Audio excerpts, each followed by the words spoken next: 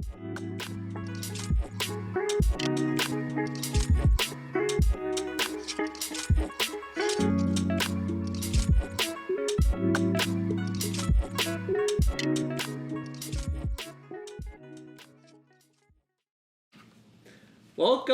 or welcome back. Yo, we gotta do a... What?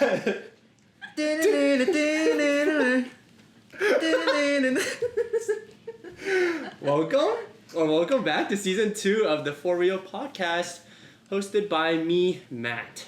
Sad. But okay, for real. Oh! Wait, what just happened? He just said for real. Anyways, For real. okay, so this is a podcast where we engage in deep convos about the things on our minds as young adults and young creatives. So for those of you who are listening on Spotify, you probably heard 2 other voices. We have 2 amazing guests, but before I introduce them, the theme for this episode is probably something that we've all come to deeply reflect on at some point in our lives, and that's our identity. So who we are is a combination of both our and others' view of ourselves. Our identities are built and impacted by many factors, including our environment and what we associate ourselves with. So in this episode, we'll just be talking about anything, all things, discussions around this topic. If you want to tune in on the fun, this episode's full video can be found on our YouTube channel and Spotify. So, welcome our guest, Joan and Lewis. Woo! Let's go! Welcome back. Thank you. Thank you. All right.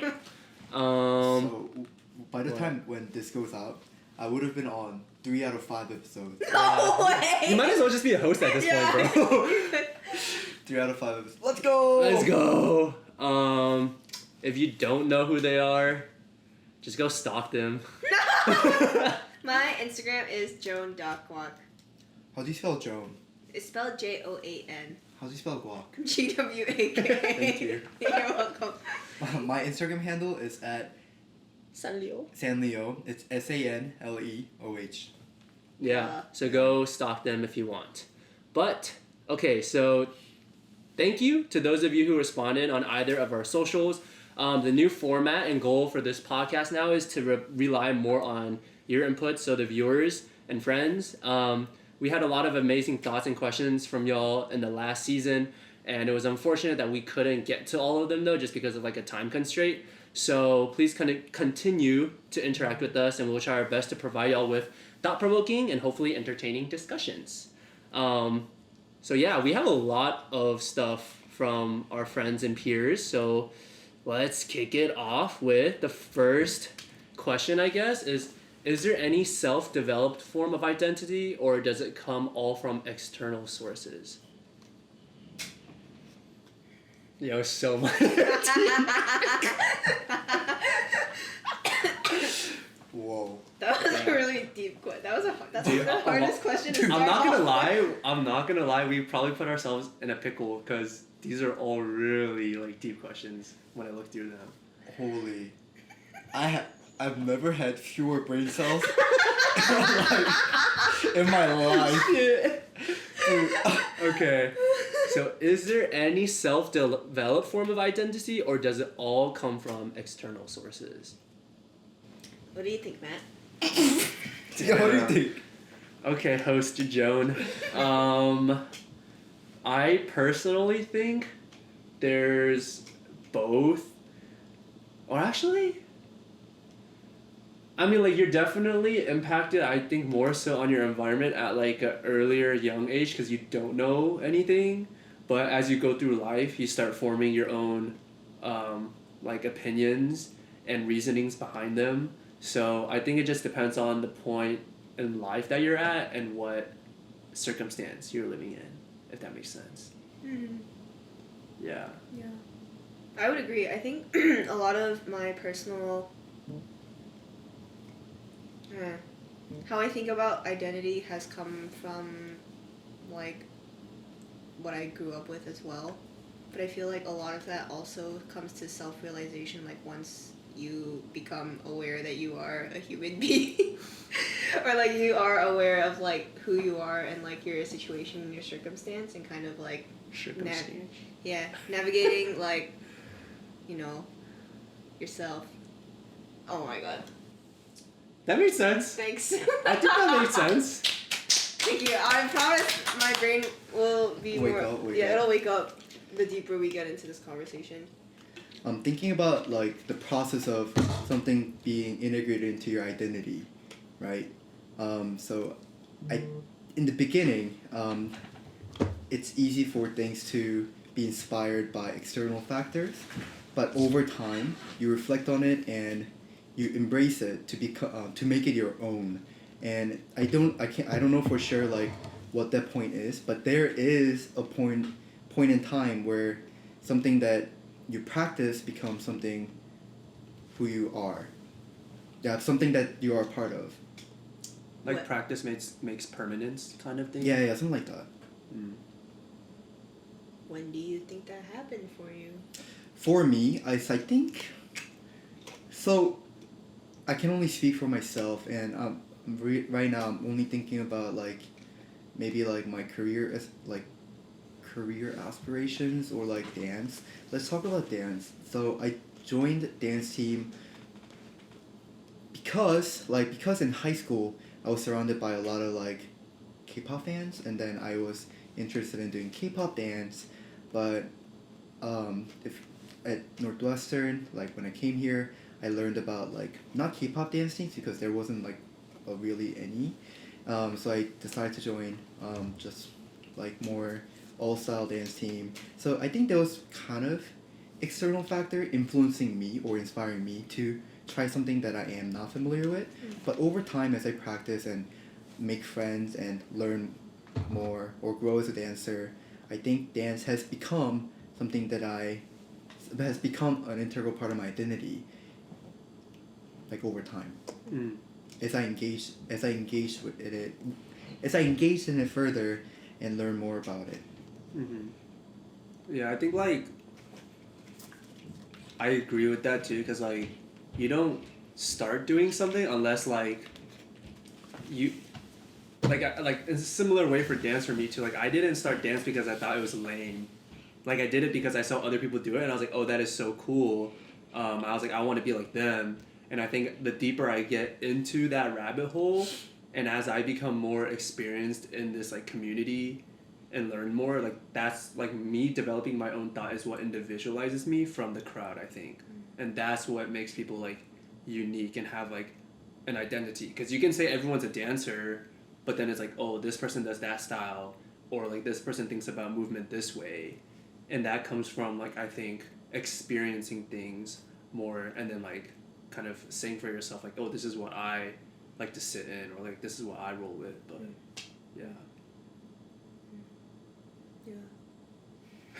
No, I agree. I was just thinking, like, I was going back to the question, like, I mean, there's also the aspects of identity of, like your gender, your sexuality, your, I don't know, like, your religion, your, just who you are, like, in itself. That also is, like, I guess, like, in a sense, it is from it's you, which is, like, your internal source, but the knowledge on how to like navigate that identity comes from like external sources.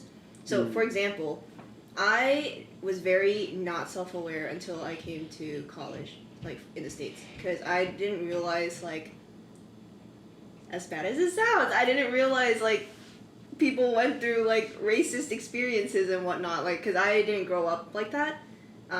Where did you grow up? Well, I mean, so I did grow up in the viewers. States. I grew up in Southern California for like a pretty significant chunk of my life, and then I went to high school in Korea at an international school. But because, like, I guess for the most part I was the majority, I didn't experience like a lot of things that people on my campus had come with. So like a lot of their experiences and just being like knowledgeable about like the world, the States, politics, whatnot, like I didn't know any of that. So I feel like because I realized I was unfamiliar, like that as an external source motivated me to like learn more about my internal identity. Yeah. I think identity it's not always about what you think about yourself too. I guess like when I was talking about what I was saying when I was speaking before is that it's more about like how you perceive yourself, but there is also identity that is kind of like ascribed to you by the society. Yeah. Like regardless of whether you agree with it or not. Facts. And I think that part is like I guess like somewhat controllable, but mostly kind of out of your control, right? Yeah. Like unless you try to create an image of yourself, which is something that you could do, but generally speaking. So I guess in that sense there are two different types of identity. Something that you can like kind of something that you perceive, and something identity that you perceive for yourself, but the identity of you perceived by other people, and those two have like different characteristics. Yeah. Facts. Follow up to that question then, what makes you you, and what makes you different from someone else then? Okay. Okay. Okay. Don't die. I'm good. Just lots of thoughts. So I have a tattoo, right, of this rose. we're all Dude, why are you still like lying down like that? We're all pointing at his rose. What if they can't see it? Of this Yeah. It's okay. Well, that's why you better check out the YouTube video. for sure. Of this rose. Yeah. And it's from Little Prince. And this rose is on the Little Prince's planet.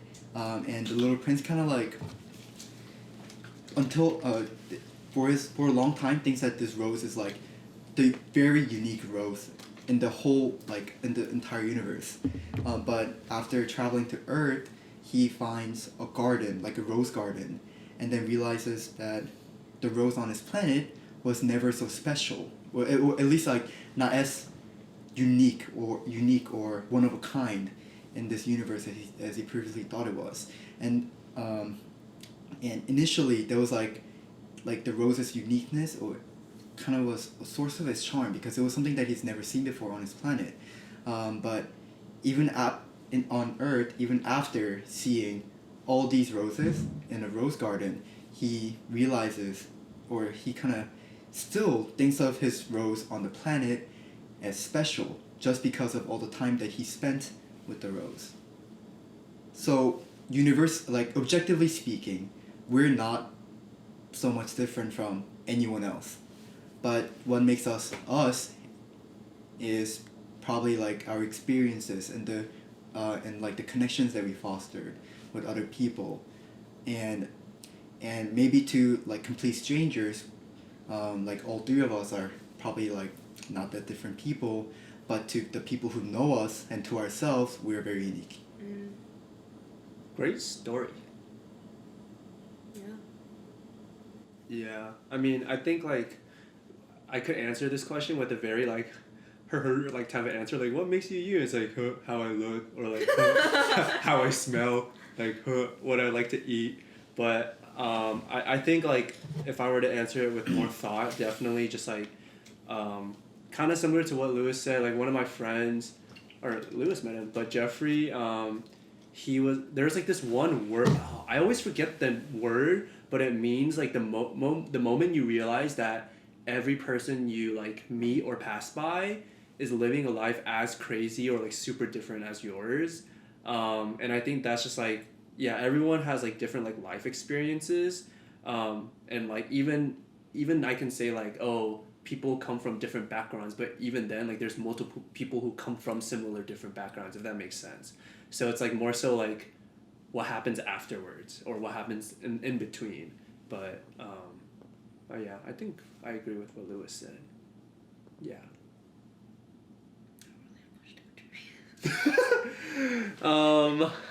Okay, next question.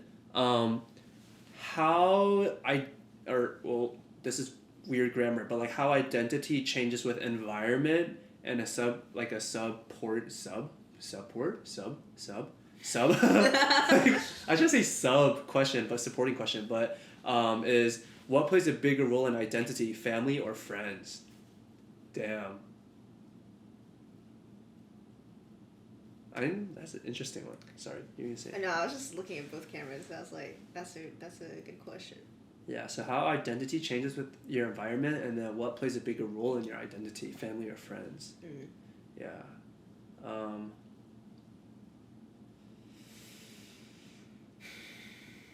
I guess like I can start off with just some food for thought. I think like especially in the intro too, like I personally do think your identity is impacted by environment to some certain extent. Um, excuse me. And then, but in terms of like what plays a bigger role in your identity, like family or friends, again, I think it depends on the point in your life. Like when you're a kid, right? Like you're more prone to like, or you're around your family a lot more than your friends. In my experience, right? And so that's where like my culture and my background come from, because like my parents, like we would eat like Chinese food at home and like teach us like Chinese like I don't know, like culture and like things that we would do on like this holiday or that holiday. So like in that sense, like my family had a big impact on like who I was and how I saw the world and like what I thought.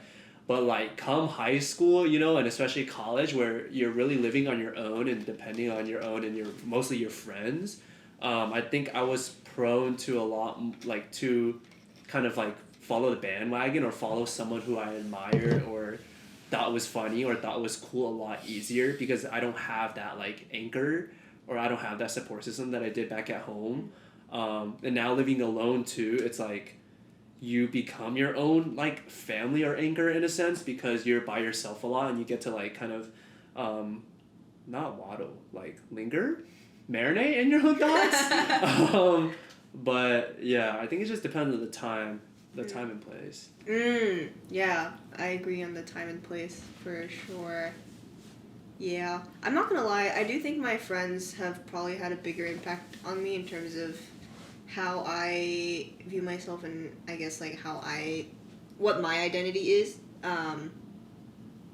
Family, I think, is a good place to as you said, like kind of set you up to get ready for the world. But I feel like a lot of what the world tells you and like what the world gives you helps like that forms your identity ultimately, in my opinion. Yeah. Also because I think a lot of the like it's a lot of like the subtle things that you don't really think about. As Matt mentioned, like living alone, I feel like that has been a very different experience. Even like moving to like being in different places while also being the same person is also a different experience. Like let's say like, you know, when you go back home and like with your family, that's a different type of Joan that my family would see as opposed to the Joan that is here in Chicago, like now living alone. And the Joan that goes back to Northwestern to visit friends is also a different type of Joan. So it's like, I don't know, it's like kind of like an identity crisis, but at the same time, like at the core, I guess it's still me. It's just, I guess, like how I act kind of changes. And like what I prioritize also changes with that as well. Yeah. Are you good too? He's like mind empty. He's on the screen. He's been like pushing himself to the corner, like very Like slowly. Lewis likes the wall. Yeah. And if you don't know what we're talking about, watch the YouTube video. No, I actually really like what you just said just now, like how it's like, oh shoot, I always get all these like references from different places, but I don't remember where. But it's like you are all these different things, but all these different things are also you. And so like I really like when you said that, it just reminded me of the moment when we went to LA our freshman year.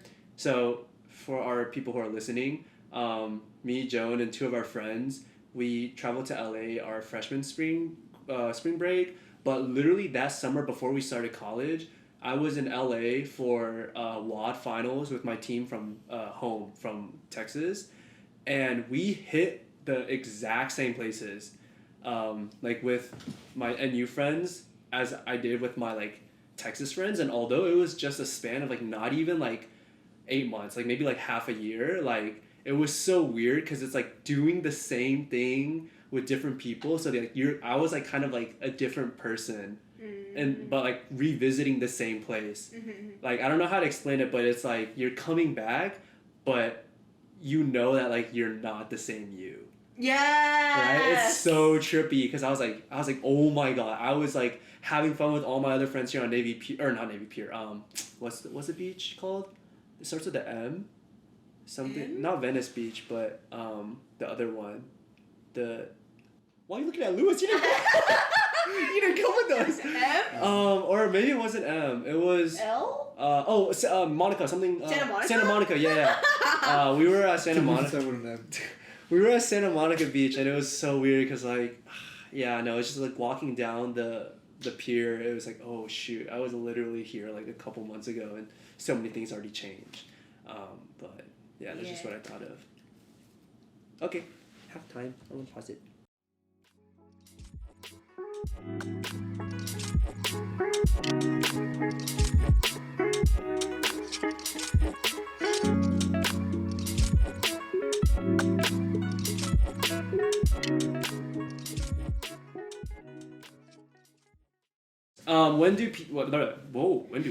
When do you think people start acknowledging their identity?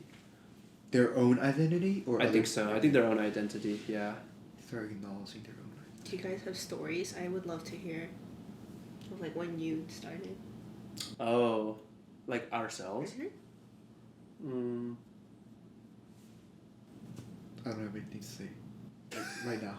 Okay. About it. Okay.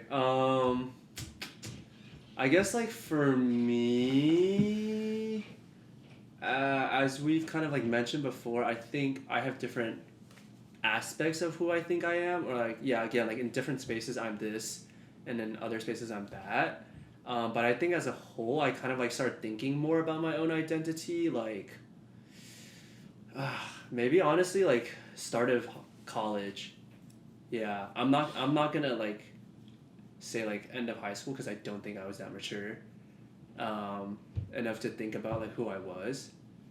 But yeah, I think college, when I started meeting other people who excelled much more at like the craft that I thought, or the craft that I love so much, aka just like dance. Because like I feel like back in high school, the age disparity was so large, it never felt like pure competition, I guess. Because it's like, oh, mentor and just like chill, like whatever. But here it was like we were within a 4-year institution. So it's like, there was kind of like almost like a measurement of like, oh, if you're so and so year, you should be at so and so level.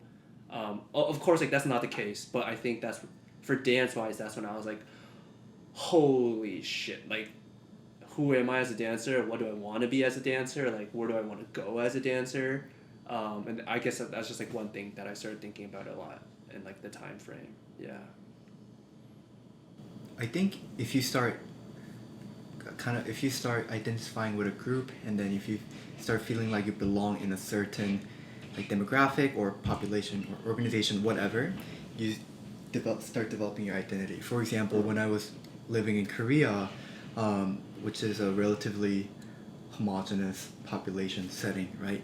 I think developing an identity or finding points of differences between me and other people was a little bit more difficult. It was also, you also have to consider that this was when I was young, and kids are all the same. You know what I mean? Yeah. Like, they're all the same. They're just dumb.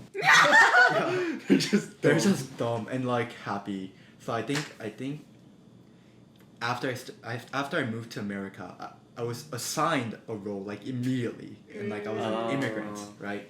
And I didn't speak English, so, and then I stood out right off the bat. So I think that was when I developed my identity. Not developed, but kind of like given an identity.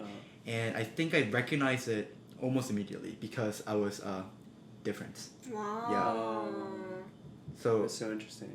So just like your environment and like how different you are, or I guess how you kind of differentiate yourself from other people. I think that's also super interesting because you said something about like trying to find something that would set you apart from other people, and I feel like when I was younger, I guess, or like even in high school, it was kind of like for me, an identity would be something that I could try to achieve. So like if there were any points in my like academic career where I could nab some sort of title, or like an organization where I could like get a title, then I would do that to like add that onto my identity. And I think I tried to do that a lot when I was like in high school for some reason. Kind of like identifying with your like title or like Yeah. your achievements. Yeah, so like I'd be That's like, valid. oh, like that's the dancer, or oh, that's like student council member, blah blah blah. Yeah. Like I like really tried to like find different titles that I could like grab and put into myself, if that makes sense. Try hard alert. No! Try hard alert. No, Okay. I feel that though. I was a tryhard though, and I think I still am, but like I've chilled a bit, I think. But that's like no. I wasn't stuttering to disagree. I was just saying how like now I feel like it's funny how tryhard has such a negative connotation before, but I think it's definitely changed now. I think. Also culture. Yeah. But no, I agree because like in that sense it's like similar for me in like high school, college as well, middle school. Like it's always like parents pushing me to like get the title or get like this leadership position, when in reality I like reflecting back, I don't think I personally really care that much. It was more so the pressures around me that made me feel like, oh, I got to get this title or I got to be the best at this. And like maybe that's because even if you don't get it, you still have an identity, but maybe it's just identifying with the general crowd doesn't stand out.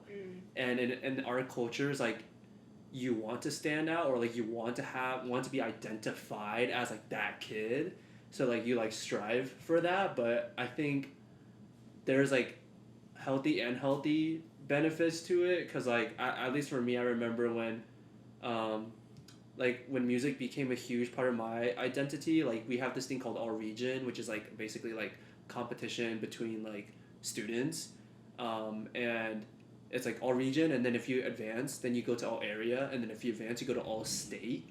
And for Texas, it was like super hard for like classical saxophone players, and our region was the toughest, which doesn't make sense, right? Because you think that the bigger it goes, the more competitive it is, but for us, it's like the smallest region was actually, that was the hardest for us to get out of. And I remember I made All State in my sophomore year. I didn't make it my junior year, and my senior year was like the final make it or break it, and I didn't make it by like one chair. And I remember I was absolutely like destroyed. Like I've never cried like that hard in my life, and like there's also like the time that I felt like the most like worthless and like useless, because I was like, damn, this is who I was. Like they're all the high school. Like I was the saxophone kid. So I'm like, and for me to not be the best, that just means like I'm useless. So like I was kind of in like a state of like shock after I saw the results. I was like, there's no way my name is number 3 instead of number 1 or 2. And I had to call my 2 professors, right? Because like I got to tell them how I did, and they were all very supportive. Of course, they're like, "Oh, yo, don't worry about it." Like, now looking back too, like that whole process didn't support the creation of musicians, but rather just people who just copy and pasted what they knew the judges wanted to hear on an instrument. But when I went home, like at first I was so angry. I was like crying, like and like punching the stairs, and went to my room and like punched the pillow and like screaming into my pillow. And then my parents, I think they felt even worse about it because they saw how much it destroyed me, and like how much pressure they put on me. And then like this is the first and the only time I've ever done this actually. Like I dead ass like went to my parents and did the kowtow. Like, Really? like knees on ground, forehead, boop, like. What does that mean? Like, Oh, just like kind of like saying like I'm sorry. Oh, really? Like I was so fucking sad. Like yeah, I just like got on all fours and basically just like said like, oh, I'm so sorry. Like I'm such like a worthless like son. Like I couldn't like live up to your expectations. And like that, I think they were just like, no, like why, like get up, like why are you on the floor? And they're like, no, stop crying. Like it's totally fine. Like you're not dead. Like everything's fine. And then but you know at that point, you only have so much in your world, and like what constitutes that. So, well, there's a story that you wanted, but yeah, like acknowledging their identity. I don't even know that answered the question, but I guess I did know like what you were. Yeah, what I was at that point, or like what I held to be like who I was. Yeah, I don't know. Yeah. I'm good. He's good. You never told this story. Oh, me? Oh, I think mine was just oh wait, just kidding. You did. Ooh, it's Just- Nemo, Dory. grabbing.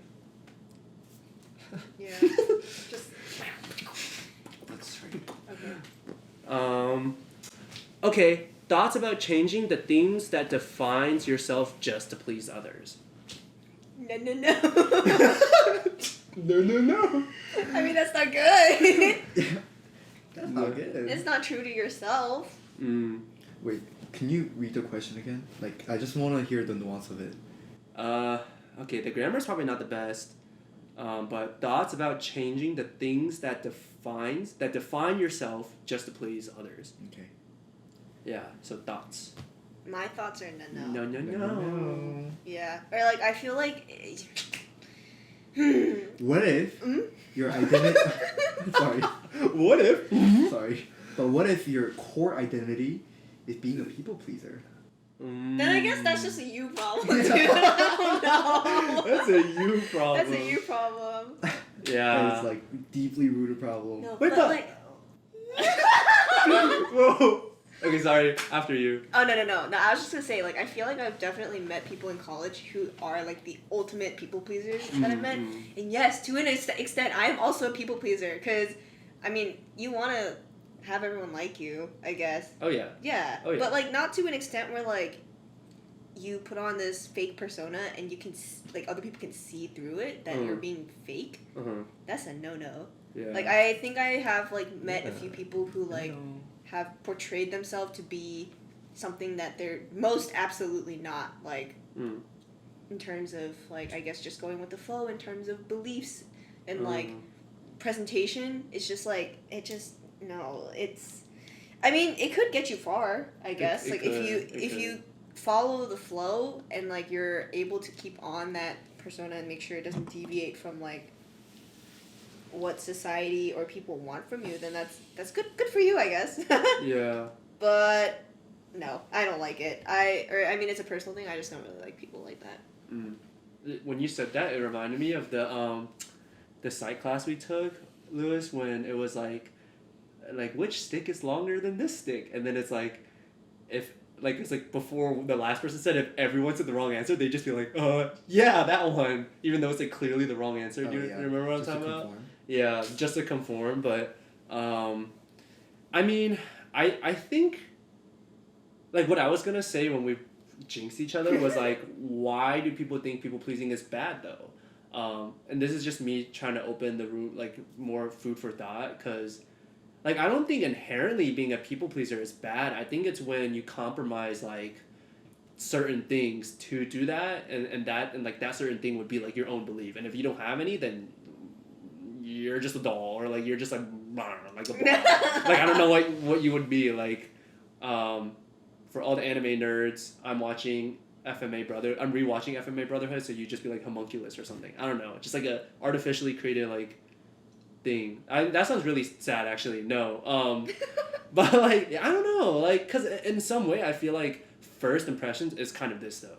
Like first impressions is always you trying. Like you're not necessarily your 100% self. I think it's very rare that people are 100% them when they first meet someone. Oh yeah. Because you're like, oh damn, what if I'm like way too weird, or what if I'm way too like upfront or forward about like this or that. But as a whole, as long as you don't compromise certain things, like you need to have a bare bottom line, and I think that'll be fine. I don't know, but I guess like if you are a people pleaser, then like what are you pleasing other people for? Yeah. You know what I mean?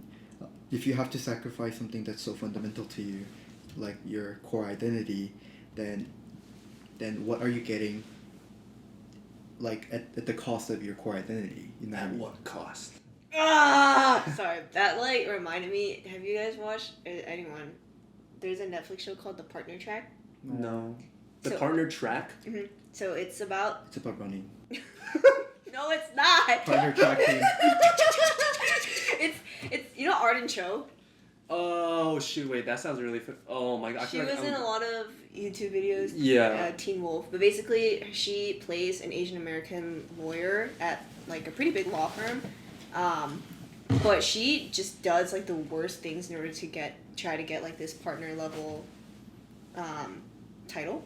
Oh, okay. And it like the show, I think, I mean, if you're listening to this and you watch it, we can talk about it, but I think it did a really good job of showing like I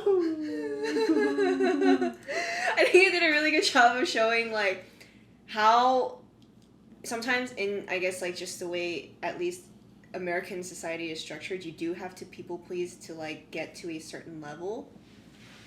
And I think in places where like that is part of the system, then I understand if you have to be a people pleaser. But at the same time, like, why?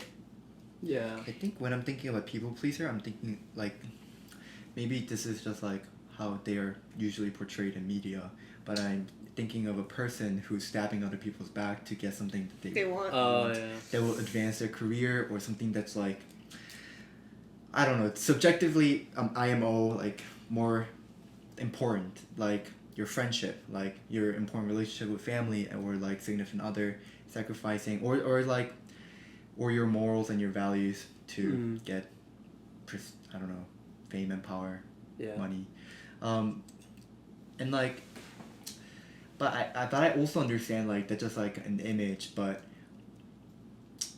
when I'm like if you are pleasing other people and sacrificing those things, then I think it's just important that you understand that you are making a sacrifice and that you consciously and just like, I guess, deliberately make that decision to please other people, then versus just like mindlessly conforming to what is kind of thrown at you. Yeah, I agree.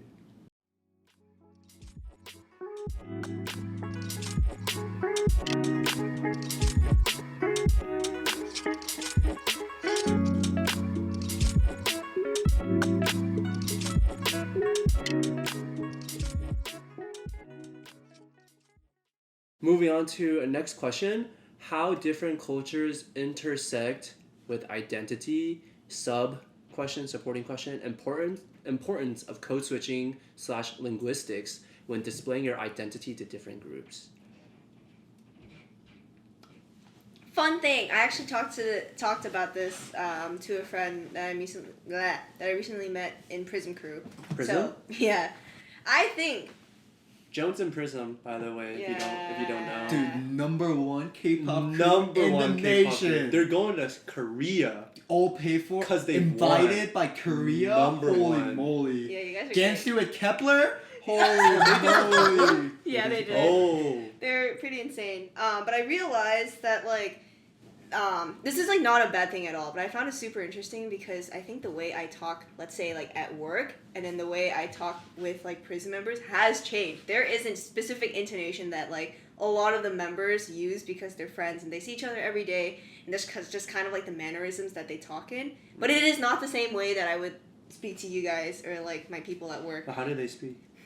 I don't know how to describe it, but there are like they always say, yeah. Yeah. Yeah, It sounds like Christy. Yeah. Oh yeah, or something like that. So like blah blah blah blah blah.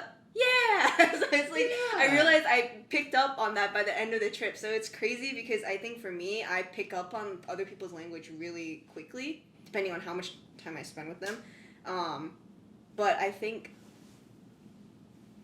I don't know where I was going with this, but Joan now says, You just wanted to. Yeah. I just wanted to say that was part of Prism. Yeah. No, but I do think it is like it's good to be mindful of how you are speaking in different settings because I think I've noticed that definitely a lot more recently than I was at school, because at school I was pretty much the same person. Like all the people I surrounded myself with were my friends, dance team, so everyone who knew me was a very like homogenous Joan.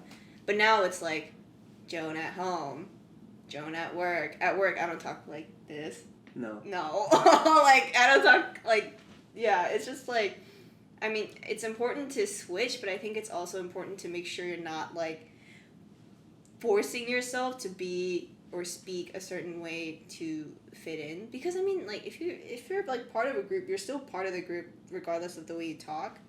I think it's just like it's a little bit easier to let that side like slip and then be like, yeah, Yeah. I'm gonna start Yeah. saying that now. Yeah. Yeah, it's fun.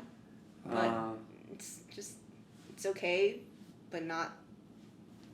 There are very thin, fine lines with certain situations where you should not be like. make it rain. Yeah. So, I think it should be kind of taken as, like I am, in my opinion, almost as a fact that everyone behaves differently in different situations. Mm-hmm. You wouldn't be speaking to your friends the same way you're speaking to your parents, unless you're really close to your parents. I don't know.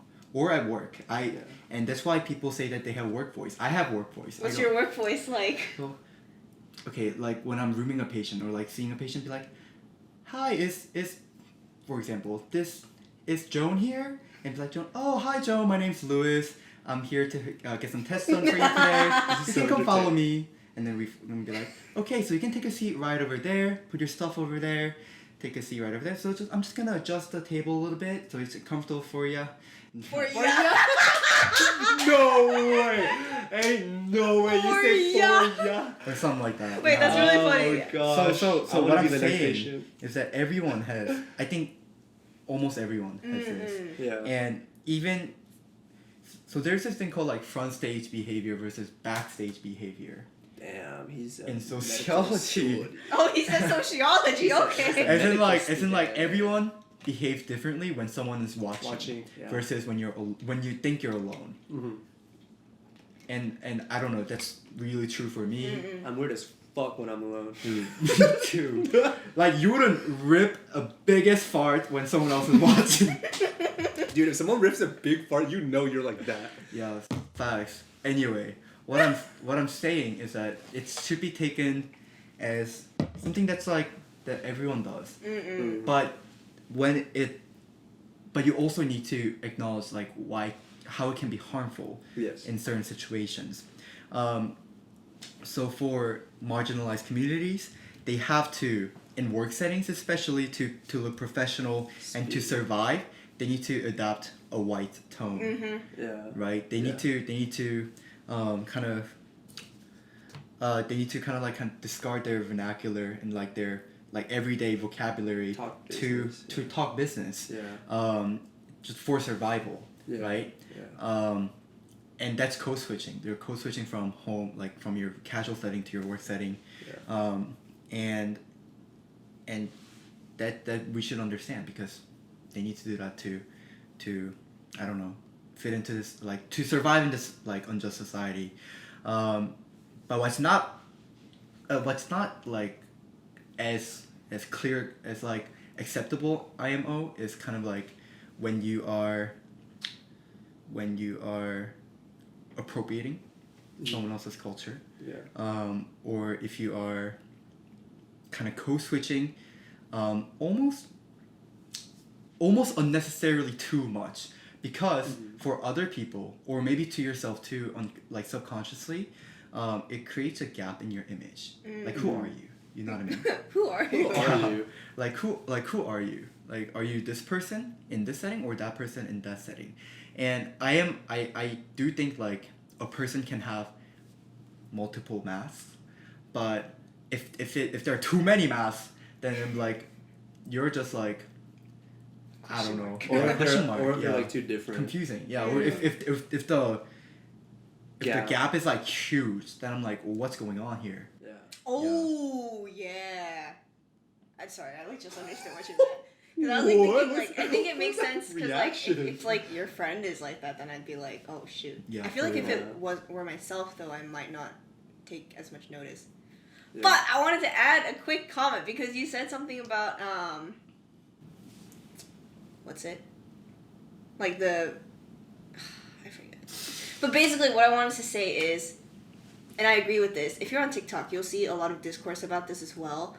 It's a lot of people are mistaking Gen Z language. No, a lot of people are mistaking AAVE as like Gen Z language because AAVE? yeah, like Asian. Oh my god, not Asian. I mean, oh my god, African American What is it? Vernacular. I forget what the E stands for, but it's basically just like the way like They talk. They talk like, or yeah, but it's a lot of people think it's like Gen Z because it's on TikTok, and a lot of people think it's like, you know, even like words like slay. Oh It's my not gosh. from like white people. But Oh, no, people of course think not. it's like common everyday usage. That's why I'm like definitely trying to be more careful in the type of consumption of media that I have, and making sure that I am not using certain words incorrectly, because I do not feel comfortable using those terminologies. But Yeah. also Yeah. just think about it. Yeah, because Yeah. a lot of what becomes popular vernacular often comes from, I think, marginalized communities, and just like someone who with a platform taking it and then using it like because they have a platform, and then like it gets more disseminated, and then people pick up on it, and then but most of the time like the knowledge of where that came from is not what's also disseminated. It's very like much take and go versus like, oh, that's a big goal. Versus like understanding the significance of that term, or like really like where it makes sense to say that term. I think the biggest one was like yeet.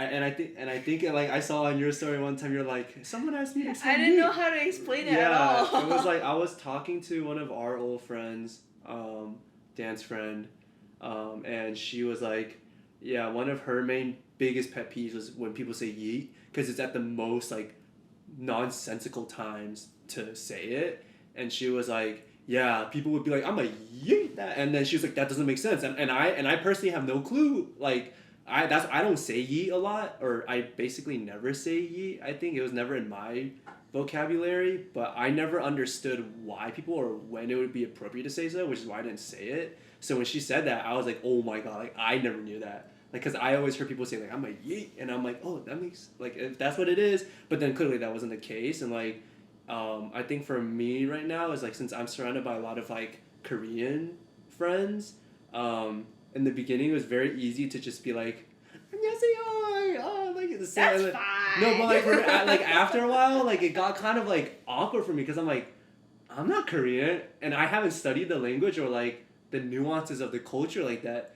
So who am I to like the biggest like the most I'll do now is if we're at a restaurant, or if I'm saying bye to someone, I'll just like bow. I just be like, oh yeah, because like that's the like that's like like an action, you know. I'm not really saying anything, but at the same time still like paying respect and like saying thank you to them, and like I'll say thank you in like English now. Like no, I don't think ill of anyone who's like 감사합니다, like thank you, like when they say stuff like that in restaurants and stuff like that. But just for me, I'm like like I think I had a phase, and then I was like, yeah, I don't know if I like dig that, like after reflecting, and like yeah, and there's like the whole situation that we could go down the tunnel of like Korea booze and stuff like that, but like I was just like, yeah, so it's just being more conscious, I think, of when and where you say things, and like kind of checking in with yourself, be like, oh, am I saying that consciously, or am I saying that just because spur of the moment in like this environment, and I think it would be cool or something like that. How does being, oh, I guess this only applies, oh actually no, it applies to both of you guys. How does being international affect your experience in the States? Yeah, tell us all about it, Lewis. Wait, what's going on? International. International. How being Yeah. international affects your Your experience My in the States. experience. Yeah. 'Cause I feel like Lewis's experience is quite spectacular. Spectacular. Or I think it's pretty unique. Thank you. Alright. Trade. Sure. No, why? Hit my Wait, I've wanted to do it the whole time. Why? How's being international affecting my identity? Your experience in the My States. Yeah, I guess like your how does your international identity? Because I'm guessing the person who asked this is probably international. So, the world has changed actually, at least for Koreans and Korean Americans. Mhm. When I moved here, Korean culture was not mainstream at all, and I think being a Korean American, or at the moment being Korean in America, meant that I'm an outsider, essentially, like an outsider, and that I don't get to like to get along. I need to laugh at like honestly not my types of jokes. You know what I mean? Like what was commonly funny for I guess like honestly white Americans, because I was like in like a really white village too in middle school, but now that K-pop and K-dramas and not only just Korean, I guess Asian culture, specifically East Asian culture, has become like more accepted. Being from Korea or being born and raised in Korea and living in America, doesn't feel like I am living in a foreign country as like a foreigner. I do feel a little more integrated into the society, but that is and that is coming from a Korean, right? And I'm thinking of other people from other countries, whose culture is not as well known or appreciated in America, and for them, it must be kind of similar to how it was for me like earlier in my immigrant experience, just feeling like an outsider and having to laugh at different things when you're out of home versus when you're with your family and things like that. I genuinely thought I was just like not a funny person like as a kid. No. I mean, just because like we had Lewis, you're hilarious. I had such different sense of humor from everyone else. Yeah. Wow. What about you, Miss International? Well, I'm international kid. But there's also a very fun concept that I wrote about like 2 years ago called third culture kid, which I think you also might know about. Nor. Okay, no, that's fine. So basically, if you're international, you have probably been exposed to this term of third culture kid, where that just means that you have your culture of like your home country, and the country you kind of like grew up in, and then also the international culture at the international school that you were with. So it's kind of like 3 cultures combined. So mine would be like America, Korea, and then the Korean International School, where they like, I don't want to say indoctrinated us, but there is like certain types of like knowledge that only comes from being like part of an international school. So like Allison Mob, my friend, the other host of this podcast, also knows this term. But basically it's like you grow, because you don't go to, if I went to a Korean school, then I would not be a third culture kid. But because I went to an international school in Korea, that makes me like a third culture kid. And I mean, I think it's kind of similar to like how a lot of international kids must feel when they come to college in the States, at least.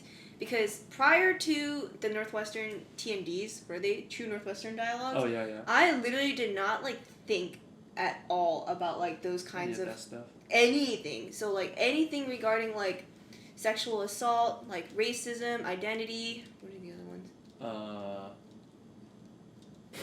Okay, I don't remember. But those are the ones that stood out to me, because I did not realize that people in America went every day like thinking about these kinds of things, and like I was just like, holy. Right. It's my first time listening to somebody talk about issues like that for like 2 hours straight, and my mind was so blown. I didn't know what to do with all this information. So essentially,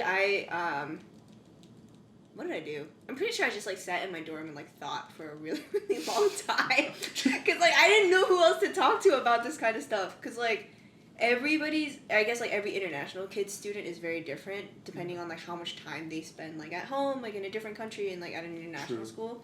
But yeah, it was definitely like, it was a culture shock for sure. And I want to say it was really enlightening, and that I enjoyed those discussions. Yeah, but literally, if I didn't come to the States for college, like I'm pretty sure I wouldn't have like thought about those things at all. Yeah, that's my experience. I'm not international, so I'm not international. Born and raised in Texas, yeehaw boy.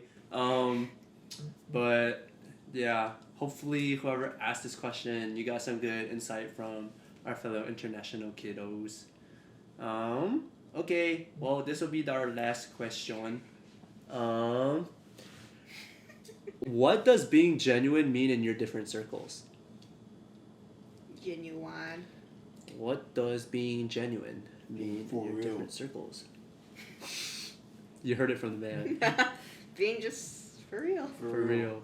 For real. I think for me it's like, yes, like being open to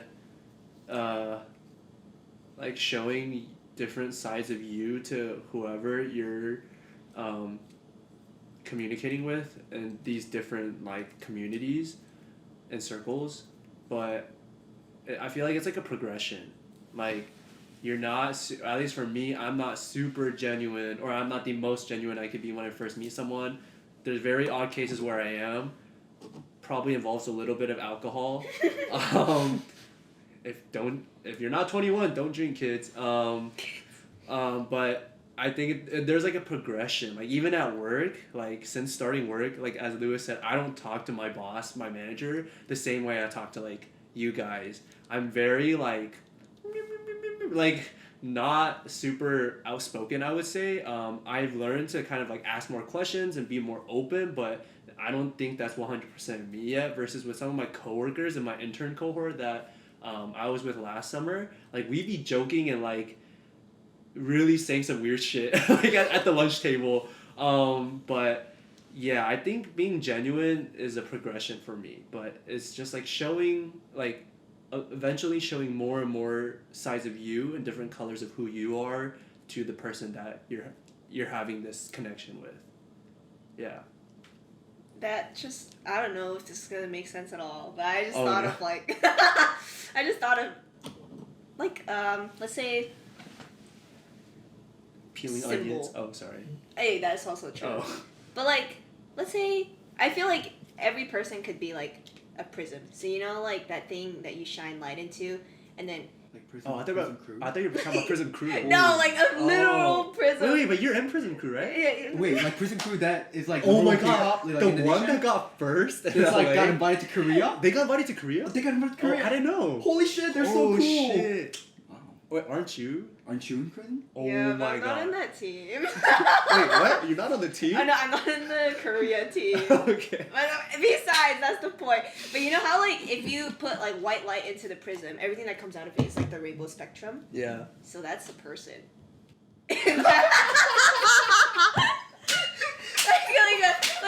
like the What? light, like there is a light, and No. let's say the light is like life. So life is shining through you, Life is white and light. then like you are all the different colors of that spectrum. Did you just say life is shining through you? Yeah, the life is the light, and the light is shining through you, which is the prism. So Dude. you are like the light.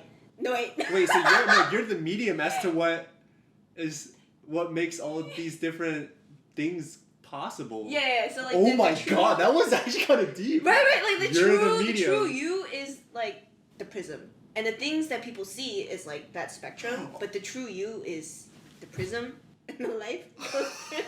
Does that make sense? Yo, Yo, that's it makes kind a lot of of deep. sense. Holy Yeah. shit. You said you Yes, got like- 0 brain cells. Just the execution of it was not the best, but I That hope actually you makes get me it. sad. Wait, that actually makes a sense. lot of sense. Yeah. Thanks, Viewers, guys. in the comments, let us know if that makes any sense. Wait, that was actually really deep. Oh Thank my you. god. That's my last thought of the day. I mean, that was the last question, so you don't need any more thoughts for the day. But, oh, what the fuck? Thanks, guys. You're the prism, and it's like, Like prison crew. oh my god. Oh no. Wait, that was actually really good. I like that. Thank you. Cause yeah, that's true. Like what people see are the things that come out, Yeah. and that's like coming from You. within you. Oh wow. I wish I got that on my camera. I can give you the tape. Yeah. I think that's the deepest I've ever thought. Wow, that was really like well thought out. Thank you.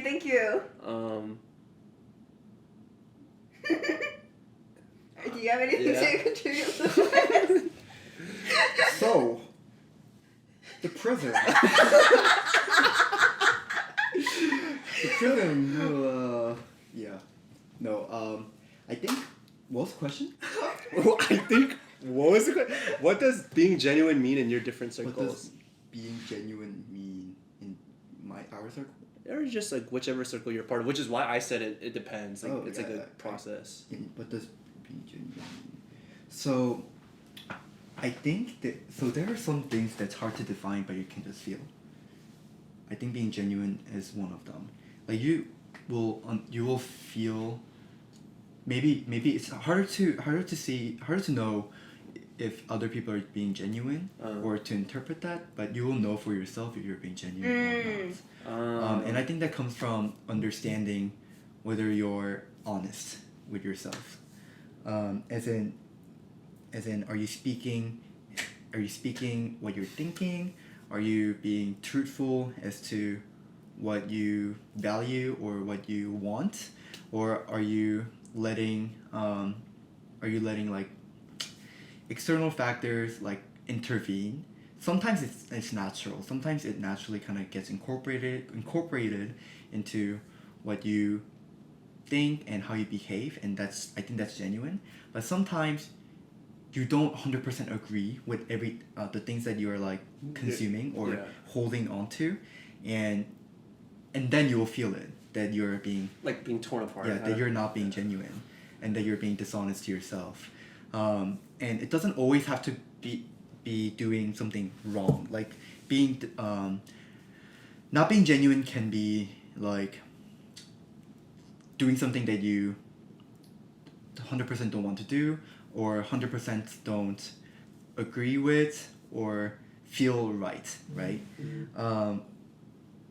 So that can be one form of not being genuine, but another form can be not doing something, like the lack of action can be one of them, right? Yes. For example, for me, I wish I was more genuine in a way that I took actions or I said some things when I should have. Yeah, it's like a regret, right? Instead of like I just like I'm elaborating on what I mean by the lack of action being not genuine.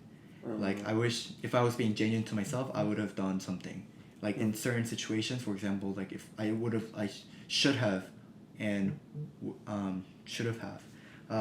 like spoken up or taken an action in face of like someone else's injustice. Yeah, something like that. So yeah, TLDR. If you're not being genuine, you'll feel it, and that has to do with being honest with yourself. Yeah. So the prism. Oh my god. That's gonna be the caption. Yeah. Prism. Question mark? Question mark? Yeah, that's all of our questions. Thank you to everyone who submitted stuff. That's a lot of good content, IMO. It's kind of a slow start, but... Oh yeah, definitely a slow start. Dude, my brain wasn't working until like 75%. We digested. Hey, literally we were on the come up until the very last question. True! Yeah, so hopefully you guys learned some new stuff about identity, kind of our takes on what we think about our own identity and how that kind of like plays with other people and communities that we're in. If you would like to interact with us, please feel free to hit us up on our socials. They already said theirs, but mine is MattU_9, or leave a comment when our full YouTube video for this episode is out. To stay updated on our latest episodes, check out our YouTube channel at For Real Podcast and our Spotify at For Real. Thank you, Joan and Lewis, and that concludes our first episode of season 2. Yeah! Season 2!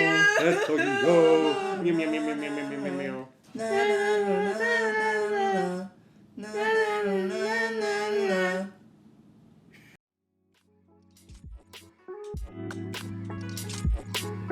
na.